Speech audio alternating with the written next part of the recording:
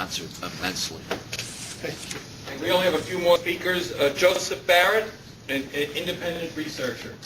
Thank you for coming.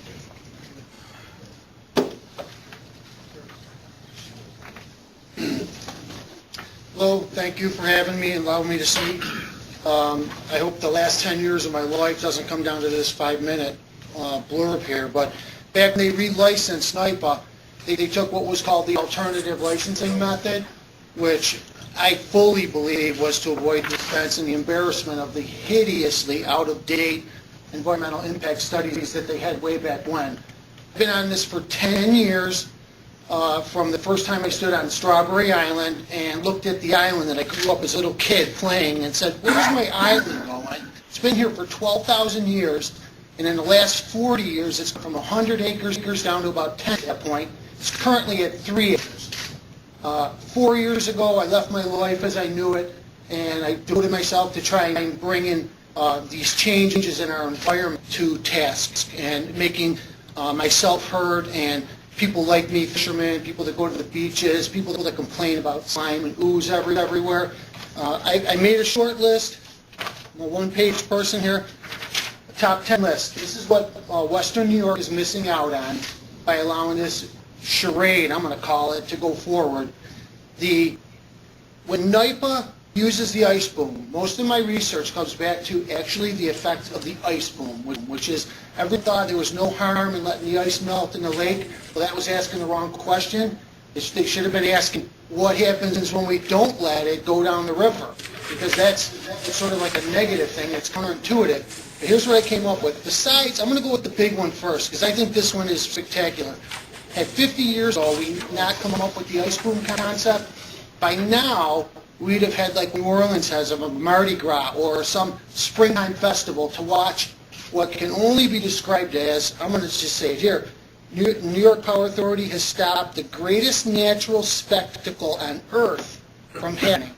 What could be the biggest springtime ecotourism event in the world, which would be happening right here in Western New York with that 115 miles of shoreline we talk about, is stop dead cold in its tracks. Lake Erie has 10,000 square miles of ice. They hold the ice back until it's down to 250 miles of slushy, nothing to look at ice. So you've got that happen.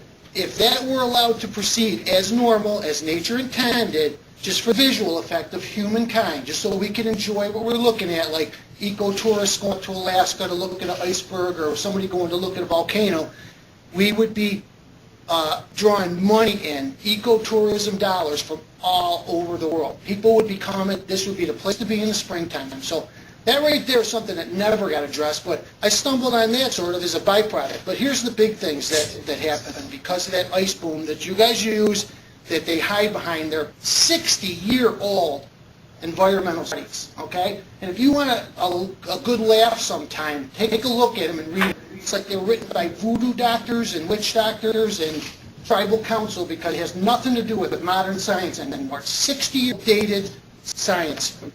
Because that ice stays in the lake, you basically, Lake Erie hasn't relieved itself in over 50 years. It's comparable to a bowel movement, and that ice is the fiber of the diet. It carries all kinds of different sediment and nutrients out of the lake, whereas now it's forced to stay in the lake, which gives us our famous botulism outbreaks. So we've got that to thank you for. The beaches, the islands, Strawberry Island, the aforementioned, Beaver Island State Park, all of our shorelines, all of the 119 miles of shorelines that we talk about here are in a serious state of disrepair. You see 100-year-old oak trees are a foot out into the water falling over, and they cannot germinate like that. There's no way trees would normally grow in a surf zone. They used to be 10 feet back, but now there's 10 feet of shoreline missing because that replenishment process has been stopped. You've got the vast majority, and I'm on the water a lot, and I have been for over 40 years, the vast majority of the spawning beds of countless species have been destroyed by a thick layer of ooze and decay matter, again because we stopped the ice flow, which was the essential act in the springtime to cleanse and agitate the gravel, scrub it clean, and prepare it for spawning fish.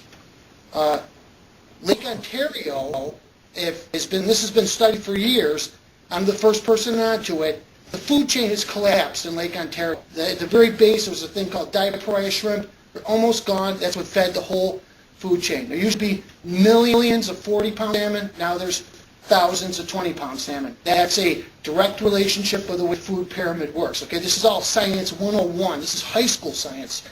That is due to the fact that that ice that would flow from Erie to Lake Ontario was like a breakfast for Lake Ontario every springtime. You've got number 6, Western New York. It's the second highest electric rates in the country for our troubles. 5 towns that ironically face the most and biggest effects of the New York Power Authority operations receive zero compensation. I'm just a resident of one of them. I grew up in another of them. That, I think, is kind of ironic that somehow or another, including Grand Island, it's in the middle of the fluctuating water level, received the big goose egg.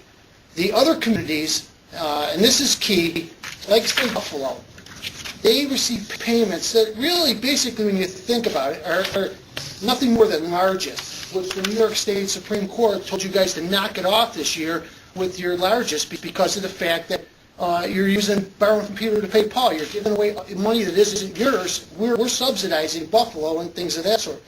9, the remediation efforts to fix up the river that they talk about, we're going to restore the fisheries, are laughable to anybody that knows how to fish. And anybody that has any angling knowledge at all. I mean, I hate to use it because I've been using it for years, but she stole it from me. It's lipstick on a pig. Finally, the NYPA has made a mockery of the whole process of relicensing.